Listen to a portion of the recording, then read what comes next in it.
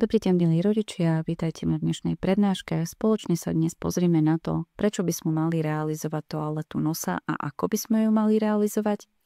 Moje meno je Paula Jackaninová, som detská lekárka a zároveň som mamou 2 detí, 5-ročnej dcérky a 10-mesačného syna. Takže na dnešnú prednášku, na dnešnú tému sa pozrieme nielen z tej odbornej stránky, od tej lekárskej, ale poviem vám aj o svojej osobnej skúsenosti, ako mami teda 2 detí, s ktorými určite tá chorobnosť, preskla som si ju aj z tej druhej strany brehu, takže poviem vám, čo a ako realizujem. A na úvod by som sa veľmi pekne chcela poďakovať aj partnerovi dnešnej prednášky, spoločnosti Čistý nos, ktorá pravidelne podporuje môj vzdelávací projekt jednak pre vás rodičov, ale aj pre detičky. Jednak mávam pravidelné prednášky v Bardejove, odkiaľ som. Tiež si viete popozerať moje prednášky aj touto formou online, no a osobitne chodím vzdelávať aj do detských kolektívov, do škôlok, jasličiek a tak ďalej, aj samotné deti, aj s takou názornou ukážkou a učím ich napríklad aj to, prečo je dôležitá toaleta nosa. Tak si to poďme teraz spoločne prejsť. Budem sa venovať všetkým vekovým kategóriám, aj teda bábätkám, ktorými si dovolím začať. Prečo je teda dôležité realizovať aj toaletu nosa u našich najmenších detí? Treba si uvedomiť, že priechodnosť nosovej dutiny, samotné dýchanie, ale aj papanie je kľúčové, aby mali aj tieto naše najmenšie detičky voľný nos, pretože do toho 3. mesiaca ten čistý nos je pre nich naozaj kľúčový na to, aby mohli voľne dýchať a sať. A pokiaľ ten nožtek je plný, nielen teda do toho 3. mesiaca, ale aj neskôr, tak naozaj tieto činnosti sú pre nich veľmi sťažené a vedia sa veľmi zlestiť. Tí, ktorí ste rodičia, tak mi dáte určite za pravdu. Takže nemusíte sa báť, lebo častokrát sa stretávam s tým, že u takéhoto malého bábätka ste sa báli realizovať toaletu nosa. Báť sa netreba, len si povieme o tom, ako ju realizovať, pretože samozrejme tá toaleta nosa sa líši naprieč vekovým kategóriám. Poďme sa ešte venovať tomu, prečo by sme teda tú toaletu nosa vo všeobecnosti mali robiť. Jednak je potvrdené, že toaleta nosa je za prvé účinná a za druhé bezpečná, pokiaľ sa realizuje tak, ako má, a je významnou prevenciou jednotlivých ochorení. Tie detičky, ktoré pravidelne realizujú toaletu nosa, sú menej často choré, porovnateľne menej často choré a samozrejme aj to ochorenie, pokiaľ sa realizuje tá očista nosa, tak trvá kratšie. Zároveň aj v tej fáze rekonvalescencie je dôležité realizovať toaletu nosa.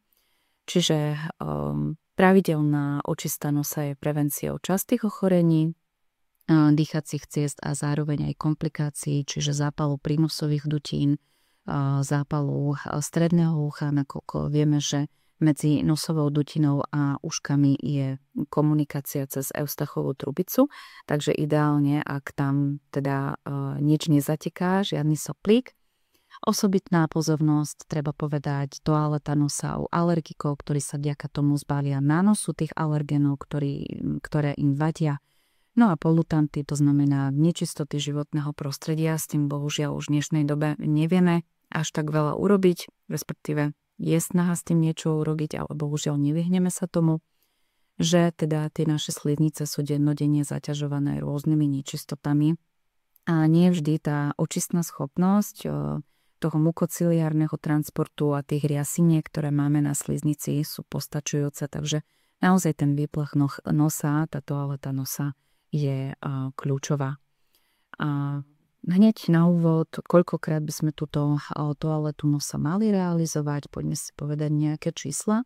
V rámci prevencie je naozaj vhodné realizovať každý deň, aspoň teda raz denne, respektíve raz denne, ideálne možno sa zaviesť nejakú takú večernú rutinu, tak ako na obrázku ja so svojou dcerkou realizujem každý večer.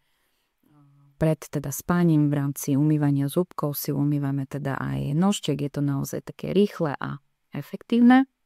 No a pri tej samotnej chorobe Je to ale tu nosa treba realizovať aj častejšie. Dá sa povedať, že ju realizujeme podľa potreby, pretože naozaj je kľúčové vyplachnúť ten nos. Častokrát prídete na ušetrenie, ja konkrétne pracujem v nemocnici na detskom oddelení, ale keď slúžim na pohotovosti, tak naozaj častokrát je dotaz, že aký liek by sme mali dať. No, v prvom rade, ak nevyčistíme nos a ten soplik tam je, ak tie hlieny zatekajú, tak v podstate akýkoľvek liek je, nechcem povedať, že zbytočný, ale je málo účinný, pokiaľ naozaj sa tá toaleta nosa nezrealizuje. Takže vidíte sami, že je to dôležité. A teraz si poďme povedať, čo na ten výplach nosa môžeme použiť. Najprv si to poďme povedať v zmysle toho zloženia roztoku. Máme tu také možno pre mnohých nové pojmy, alebo ste už možno že o nich počuli, že máme nejaké roztoky, ktoré sú izotonické, hypotonické alebo hypertonické. A treba povedať, že v našej nosovej dutine máme nastavené v určité pH, určité prostredie, kde je určitá koncentrácia soli. No a izotonický roztok je taký roztok, ktorý má rovnaké zloženie, rovnakú koncentráciu tých solí, ako je prirodzene v našom nose. Hypotonické roztoky, tam patria minerálne vody, možno poznáte vincentku, sulinku alebo iné teda minerálne vody. Tie majú nižší obsah soli, povieme si, prečo je to dôležité, respektíve prečo by sme ich mohli využívať. No a naopak hypertonické roztoky, tie majú zase vyšší obsah soli, ako je v našom nose, a to opäť využívame pri určitých situáciách. Čiže podľa koncentrácie soli máme 3 druhy roztokov. Ak ste kuchárky alebo kuchári, tak viete, čo sa stane, ak posolíte mäso alebo zeleninu. Viete, že vám pustí šťavu, pustí vodu. No a takisto sa správa hypertonický roztok v našom nose.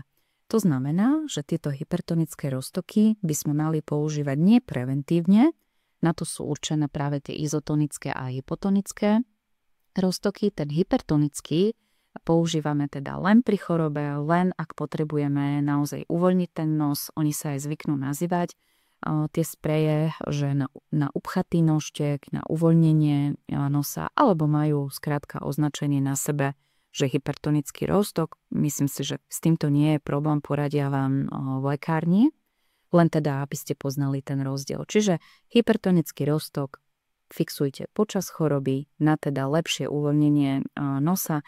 Za mňa je to oveľa lepšie ako akýkoľvek liek na kašel.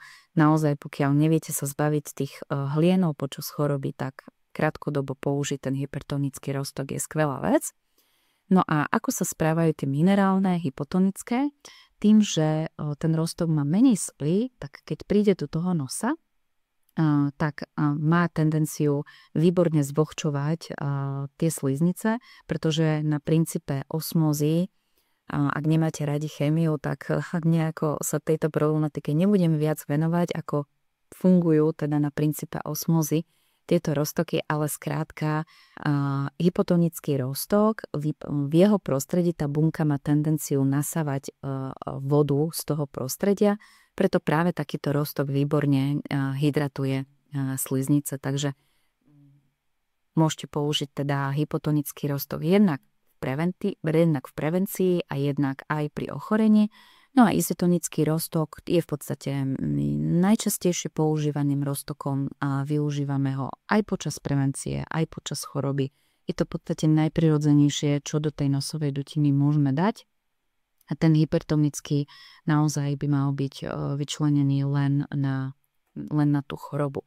S tým, že tieto roztoky hypotonické, to sú osobitne minerálne vody, ale čo sa týka tých izotonických a hypertonických, tak tie dostať kúpiť buď ako ampulky, buď sú dostupné rôzne sáčočky, vďaka ktorým si viete rozrobiť takýto roztok, alebo sú dostupné vo forme sprejov, či už ako izo alebo hypertonické roztoky. No a v podstate na tom trhu je týchto roztokov veľa, ale teda je na vás, čo si zvolíte a v závislosti aj teda podľa veku treba vyberať, takže poďme si to možno, že troška aj tak ukázať. Tak to vyzerá. Trošku som si dovolila využiť dnes už obľúbenú umelú inteligenciu, ale ide o takéto sprejky. Takže ten biely je izotonický, no a na tom vedľa píše, že teda je extra silný, alebo má niekde uvedený aj, že je teda hypertonický. Takže takéto spreje môžeme použiť, prípadne môžeme použiť takéto vrecuška, ktoré v podstate, toto je celý sáčok, v ktorom nájdete, toto je konkrétne 60 balení takýchto mini sáčočkov, z ktorých si teda vyrobíte konkrétne, ja tu mám doma izotonický roztok, ale ten žltý je na prípravu, čiže to jedno vrecko, vďaka nemu vám vznikne tento izotonický a ten žltý by ste si pripravili hypertonický roztok, čiže naozaj ten trh je pestrý, viete si v lekárni poprosiť roztok, ktorý aktuálne teda potrebujete. No a predtým, než si povieme, ako to samotne realizovať, tak ešte by som vám povedala, aký by mal byť vhodný postup tej samotnej toalety nosa. Je to tiež dôležité. V podstate ten výplach nosa by mal byť práve prvým krokom, aby nám fungovali všetky tie ďalšie spôsoby, ako sa to realizuje a čo používame v jednotlivých vekových kategóriách, tak to si povieme o chvíľočku. Ale teda prvým krokom je výplach nosa. Ak používame samotný sprej alebo ampulky u tých menších detí, tak je vhodné, aby sme chvíľočku počkali a nechali pôsobiť ten roztok v nose, aby sa ten hlien nariedil. No a potom vyzveme dieťatko fúkať nos. Je dôležité učiť už aj tie malinké deti fúkať. Je to veľmi individuálne, kedy oni sú schopné ten nožček vyfúkať.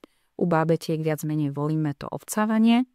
A v tom treťom kroku volíme inhalovanie. Pre tých, ktorí to nepoznajú, ja som sa zobrala taký prenosný maličký na ukážku.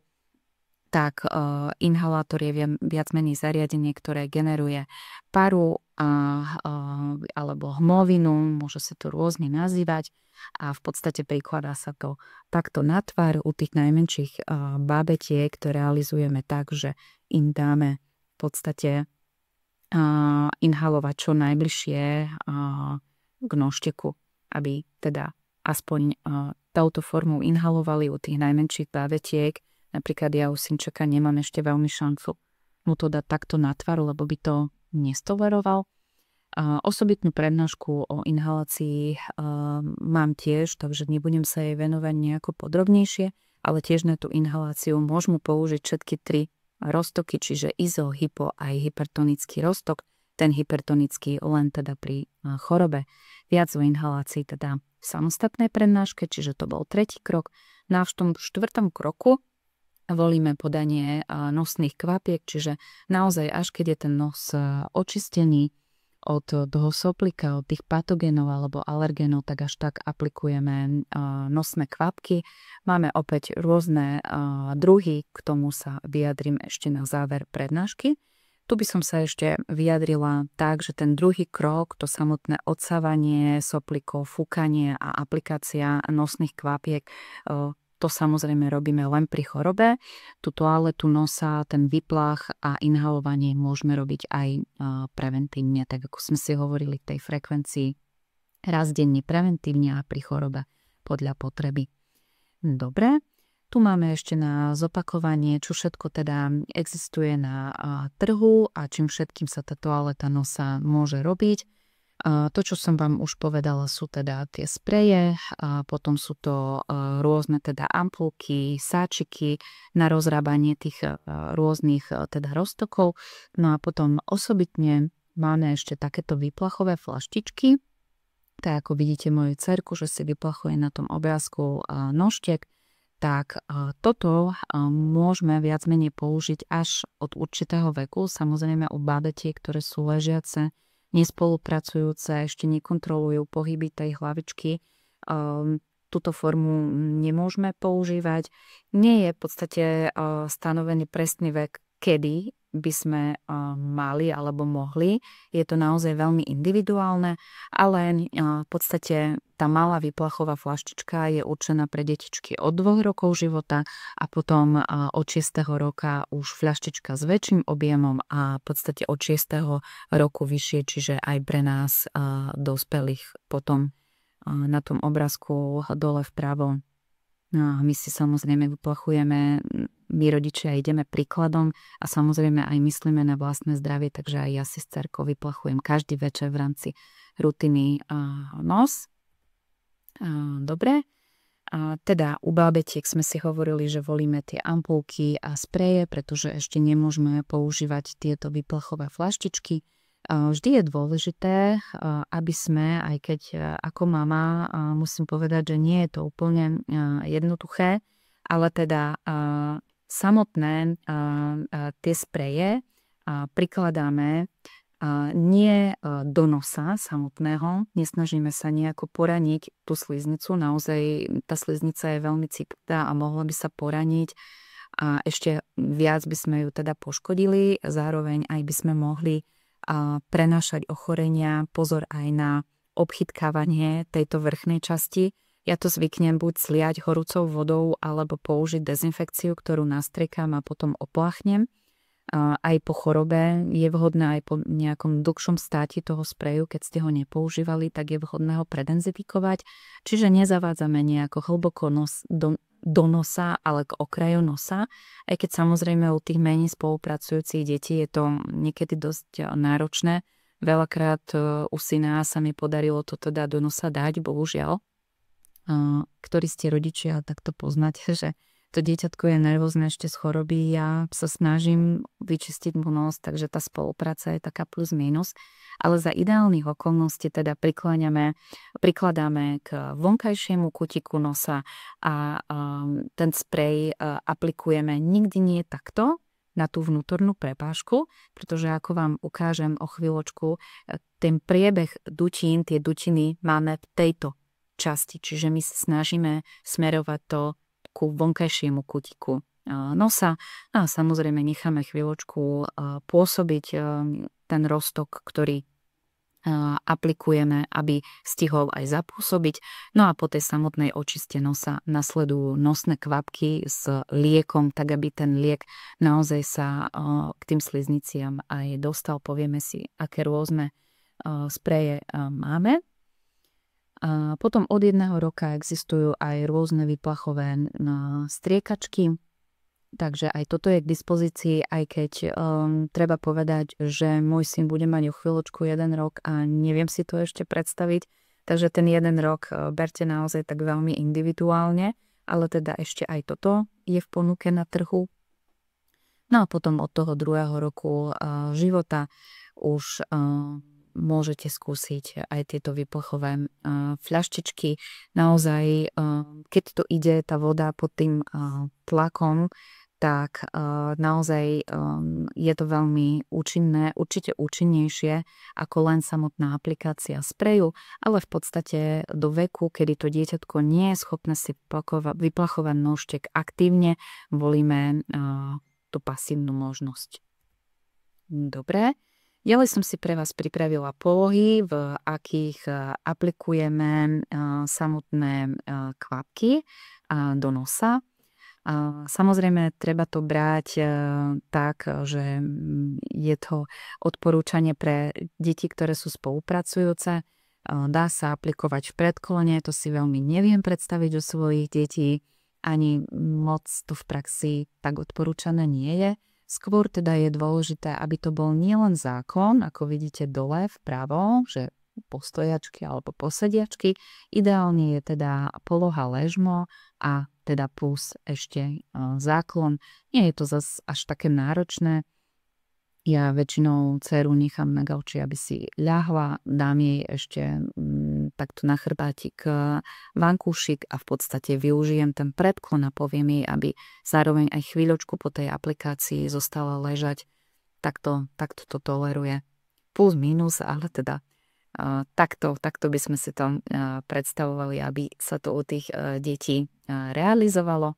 No a teda vidíte ten priebeh dutín, ako tie dutiny prínosové prebiehajú u nás, respektíve kde sú lokalizované, takže preto neaplikujem takto na tú vnútornú prepážku, nestriekam ten sprej, ale snažím sa ho dostať do tých prínosových dutín, takže naozaj k vonkajšiemu kútiku to smerovať ako keby smerom von, pričom tá druhá dierka je teda zatvorená tam, kde ju momentálne neaplikujem. Dobre, ešte raz pre zhrnutie, nie smerom dnu, ale smerom von. No a poďme si nejaké také povedať ešte praktické tipy, alebo možno, že aj chyby, ktoré sa realizujú. To, že nezavádzame do nosa, sme si teda už vysvetlili prečo, ku okraju nosa, ideálne, aj keď teda u tých malých detí je to niekedy problém. Ďalšou takou najčastejšou chybou je, že hneď ako aplikujeme roztok, či už napríklad tú morskú vodu, fyziológ alebo čokoľvek iné, tak mamičky to zvyknú hneď odsávať, takže nechať to chvíľočku teda pôsobiť, aby teda to stihlo aj zaúčinkovať. Potom taký tip, ako to realizovať u bábetiek. Čiže potom, čo nastriekame alebo aplikujeme pomocou ampuliek ten roztok, tak je vhodné bábätko možno aj neodsávať, ale nechať teda dieťatko položiť na brúško a ten sekret v podstate aj sám vie vytiecť, prípadne aj papierovou vreckou, ktorú stočíme, môžeme priložiť ku vonkajšiemu okraju, nie do nosa, ale teda k vonkajšiemu okraju, prípadne aj vatovou tyčinkou. Takže aj toto je taký tip, kedy naozaj účinne ten roztok v podstate po tej aplikácii nariedi ten soplik a on vytečie, pretože aj tým takým nejakým odsávaním nadmerným častým môže v podstate tá sliznica potom krvácať. Takže môžete vyskúšať u tých babetiek aj túto formu. Samozrejme, keď tých soplikov je viac, tak vždy je lepšie ten nos odsať, ako nechať tie sopliky tam. Takže to odsávanie treba tak realizovať s mierou. Keď ide čo odsať, tak to odsávanie treba zvoliť. Neodsávame vtedy, pokiaľ nie je čo odsať. To znamená, že podali sme ten roztok a nejde odsať, aj keď tie sopliky teda zatekajú, treba vydržať, treba počkať určitý čas, kým sa spustí ten soplik smerom von a vtedy teda naozaj odsávať. Čiže odsávanie rovná sa podľa potreby. Dobre.